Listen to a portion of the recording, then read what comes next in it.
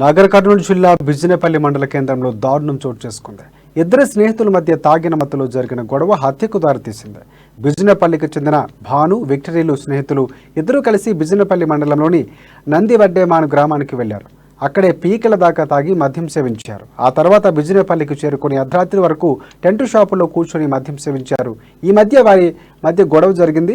ఈ క్రమంలోనే ఆవేశానికి గురైన విక్టరీ టెంట్ షాప్లోని ఇనుప రాడ్డుతో భాను గుండెల్లో పొడిచాడు. దీంతో భాను అక్కడికక్కడే కుప్పకూలి చనిపోయాడు. సమాచారంతో ఘటనా స్థలానికి చేరుకున్న పోలీసులు కేసు నమోదు చేసుకుని దర్యాప్తు చేస్తున్నారు.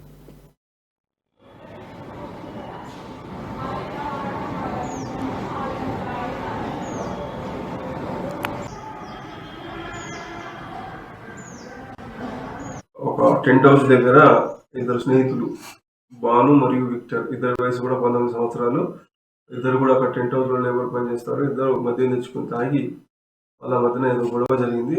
ఆ గొడవ విషయంలో విక్టర్ అనే వ్యక్తి భానును టెంట్ హౌస్ లో ఉన్నటువంటి టెంట్కు భూమిలో పెట్టే రాడ్ని తీసుకొని అతని ఎదలో పొడవడం వల్ల అతను చావుబతుకుల కొట్టుమిట్టాడుతూ ఉంటే అటువైపుగా పెట్రోలింగ్ చేస్తున్నటువంటి బిజినపల్లి ఎస్ఐ గారు అతన్ని ప్రథమ చికిత్స నిమిత్తం బిజినపల్లి ప్రాథమిక ఆరోగ్య కేంద్రానికి తీసుకెళ్ళాడు.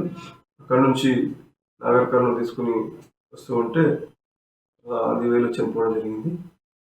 ఇప్పుడు విక్టర్ కూడా మా అధీనంలో, మా కస్టడీలో